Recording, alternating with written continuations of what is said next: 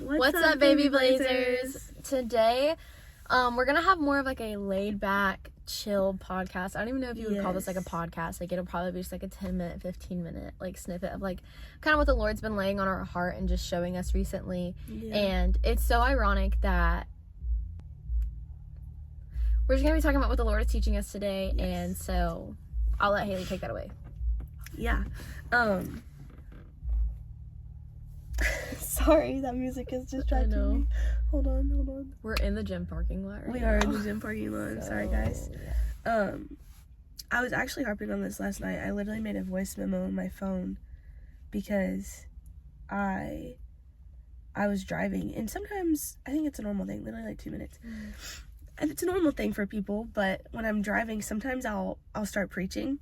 And I'll be doing that. Do you be doing that too? Okay, because I don't know. So yesterday, as I was driving home, I started like just randomly talking about the love of Christ. And I was kind of relating to it with a song that I released. The bridge says, "His love is unmatched, His grace is sufficient, His love remains vast in any condition. I know it will last forever and always, He loves you." Y'all excuse my voice. I'm a little sick. She's going through a little cold. Yes, just disregard. But it really hit me. Obviously, it's hit me before, but sometimes new things will hit you all over again, even if you've already heard it. And that's what it did for me. It was, Christ's love really is unconditional. There is not a condition that comes with it. It doesn't matter what you do, what you say, when you do it, how many times you sin. Like, His love is not conditional. And anything you do, He will not hold it against you. It's unconditional in any condition, in any way, in any sin that you struggle with. You're loved and forgiven regardless. His blood covers all of it. All of it. Yeah. That's kind of like a revelation, like, kind of like the Lord's just been showing us. I would say like the last like 2 weeks, kind of like roughly, we gonna have 2 weeks of just like just His love. Like, that's just been like the theme, like, is just His love and like how mighty it is. And just not like we thought we had it figured out, but like we thought we knew what His love looked like. And then we've experienced things and it was like, no, like we thought, and like it's an adding on to, where it's like, yes, it's all of these things and it's more, like there's still more to uncover. And it's this it's just been this beautiful, like, he really is like alive, and He's active, and He's moving, and His word like continues to breathe life the more you read it. And it's just been this, I don't even know, like, it's just been this like joy of like he's still talking to us, like He's still moving, He's still showing His love to us, even in moments where it seems like He shouldn't be. And like we've both just like experienced just a lot of like weird hardships, and like friends and family and like our lives, like, and all of it, like the Lord has been so faithful in being like, it's all about love. Like, it is all about love. Like that's the first commandment, is to love God with all your heart, soul, and mind, and then is to love people. That's it. Like, that's it.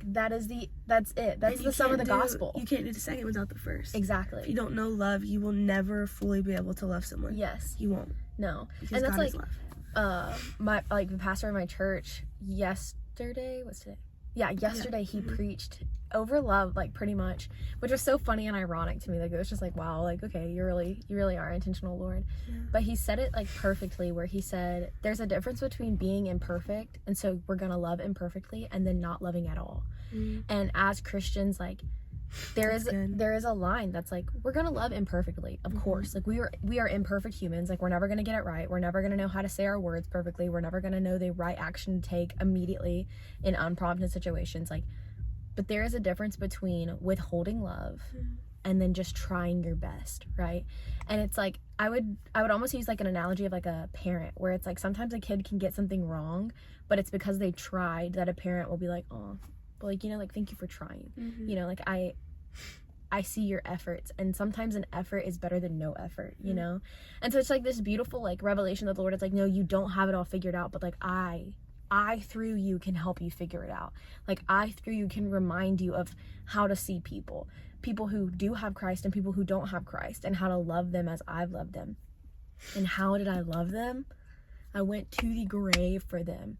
I took the hardest death and suffering and trauma simply so that my Father could have a relationship with you. And even more than that, like, we were talking about this over like a little revelation that like the Lord was like expressing to Haley, which was so cool. But like we were talking about it, and I was like, God knew, like in every timeline, God looked outside of it and said the only solution is to send my son down to earth, and he has to feel every ounce of my wrath. And like that revelation that like he still saw us worthy, like he saw that his son had to endure every judgment, and he said it's still worthy for them, which is crazy. Because we suck. Mic drop. Like, I am not worthy in any capacity. Yeah, me neither. To yield any love, any ounce of love from Christ, and yet he says you are. What? I know. That's whack. It's insane. It blows my mind. And it's his, and like literally, I loved it. Like yesterday, like Chase was just like, it's John 3:16 picked apart. For God so loved the world, us. For God so, and that's not just Christians, all people. All people of all religions, all races, all cultures, all anything, ethnicity, whatever you want to call it. Across the board, the whole world. And if there's aliens, I guess that too. Like everything. Okay, is that controversial? Every single part of the world. And how did he love for God to love the world that he gave? He gave. No conditions attached. He literally gave. Like that's not okay. He wasn't like, okay, now I gotta get some. Gave. His only begotten son, that whosoever believes in him shall not perish but have everlasting life. And that's not even a promise that everyone would believe in him. Whosoever. Like, you know I wouldn't be giving up my child on the off chance that someone might want me. No. Absolutely. Even if I knew everyone would want me, like giving up my kid. Giving up my kid, and then knowing that they're going to face every single punishment for those people. What? The people who won't even want me. Too, if you want to argue this, when people have their own kids, sometimes it can be hard to not be blind to their imperfections sometimes. You know? Like, sometimes people are like, no, my kid would never do that. God knew his kid was never going to do that. And he said, it's okay because I want my other children to dwell with me. And we break our covenant with God more times than I can count in one day. Like, that's one thing that I was reading an enduring word. I don't know what scripture I was reading, but it started talking, and it was like, as a believer, right, we're married to God. So you can take my purity ring and, okay, this is my marriage with the Lord.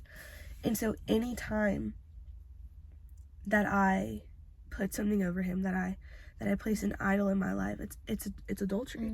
And so anytime I do that, this is what it looks like. I'm literally breaking my covenant with God every time that I sin. And by his grace, he doesn't count it against me. And that just like put it into perspective. Like, there's words for it. Every time that you put something above him, you're breaking the covenant. And I was like, I do that more than I can count in 5 minutes. And his love never changes. That's crazy. It's so interesting too to like think that we are his whole world. And he thinks of us all the time. Like, and he watches us, and he makes sure, like, oh man, like, here's 2 hard choices. Like, I pray that she chooses the right choice, but either way, this timeline goes this way or that way. And so it's like all these different things that we're constantly on the forefront of his mind. He's constantly thinking, and that's not just us. Like, that's 7.2 billion people in the world. Like, it's not just us and little old wherever we live. No. It's just like that. And so it's like, for us to have a million other things on our mind, it's like, it's just forsaking him, and it makes me so sad sometimes. Like, I'm like, oh, me too. And not that I'm pitying the Lord, but it's just like, I can't. It makes me think of like my dad, and I'm like, I know my dad thinks about me more times than I think about him, because he'll text me and be like, I love you, like, I'm praying that your day is good, all these things, and I'm like, I didn't even think about my dad today, you know. Sorry, Dad.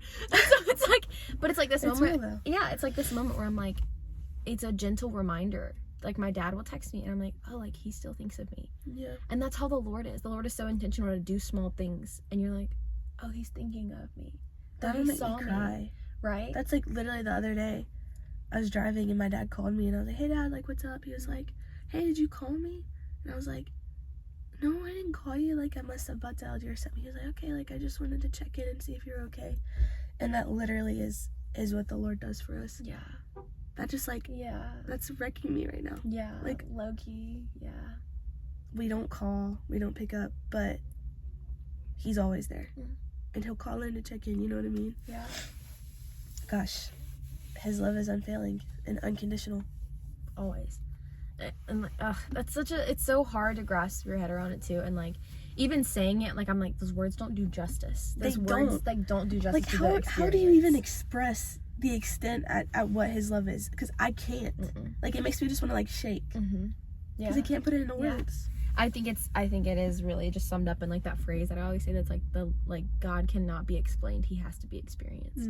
And it's just as simple as that. So like, even like as a challenge, like if you've never experienced the love of God, like ask him, because like he's a loving father, and so he's not going to withhold anything from you. We're told that in Psalms, like he withholds no good thing. And so if that's something that you're like, I don't even know what these girls are talking about, like I've never experienced the love of God, or like at least to that depth, I don't know the love of God like that. Like, sure, he saw me in my weakness, but like it was when I was 12 years old and it was at this church camp.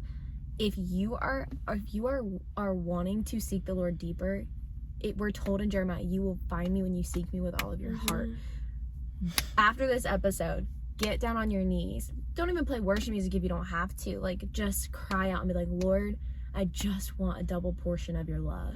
And in the name of Jesus, I believe for it, that he will bestow that on you wherever you are. If you're in a coffee shop, if you're in your bedroom, if you're in your car, if you're at the gym, whatever and wherever it is, I 110% believe in faith that the Lord will give you that.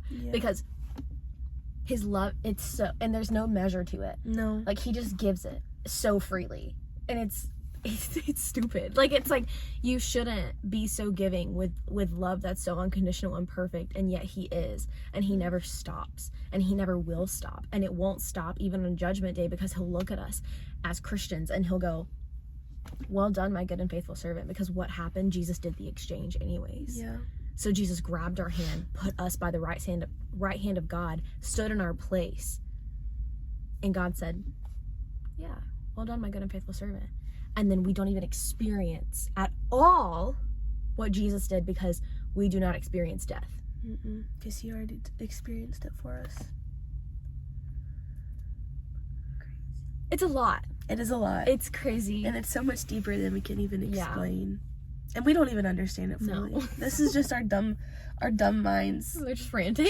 Trying to understand. Yapping, ranting, talking about just the little revelations, you know, because I like while our podcast episodes where we're chilling on my couch, like all these things are super insightful because the Lord is spewing out in them. Sometimes you just have to have like a car yap session that's just like, this is literally what the Lord's been teaching me, and it's been wrecking me all over. Let us know if you guys want us to do, like, we could cut this out too, I don't know, but if you want us to do some more like casual little vlog things. Alright guys, so that's kind of all that the Lord has been teaching us for right now. But we genuinely do appreciate you guys just supporting us and seeing the vision that the God of the universe gave us, and believing like with us, and just listening in. We appreciate it. We love you guys. That's all we have. That's it. Sweet. Bye, baby blazers. Be blessed.